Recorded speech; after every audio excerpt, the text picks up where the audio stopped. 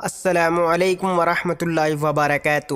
بسم اللہ الرحمن الرحیم۔ شروع کرتا ہوں اللہ کے نام سے جو بڑا مہربان اور نہایت رحم کرنے والا ہے۔ حضرت عثمان رضی اللہ عنہ کے کارنامے اور شہادت۔ حضرت عثمان رضی اللہ عنہ نے اپنی خلافت کے دوران بہت سے کارہائے نمایاں انجام دیے، جس میں پوری امت کو ایک نسخہ قرآن پر جمع کرنا، مسجد نبوی اور جنت البقیع کے حصے کو وسیع اور کشادہ کرنا اور اسلامی ممالک کی حدوں کو بڑھانا اور ان کے اہم کارنامے ہیں۔ وہ اسلام اور مسلمانوں کی خدمت انجام دینے میں منہمک ہی تھے کہ منافقوں نے سازش کر کے مسلمانوں کو اندرونی اور بیرونی فتنوں میں مبتلا کر دیا۔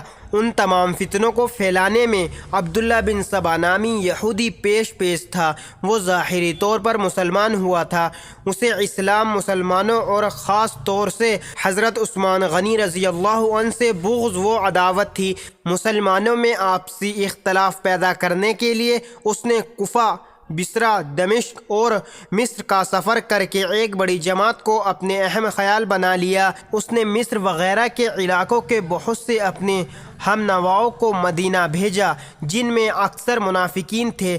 سیدھے سادے مسلمانوں کو بہکا کر اپنے ساتھ کر لیا۔ یہ لوگ اس وقت مدینہ پہنچے جب اکثر صحابہ حج کے لیے گئے ہوئے تھے۔ انہوں نے مدینہ میں حضرت عثمان رضی اللہ عنہ کے گھر کا محاصرہ کر لیا اور ان کا کھانا پانی بند کر دیا۔ آخر 18 ذی الحجہ 35 ہجری جمعے کے دن قرآن کی تلاوت کرتے ہوئے حضرت عثمان رضی اللہ عنہ کو شہید کر دیا گیا۔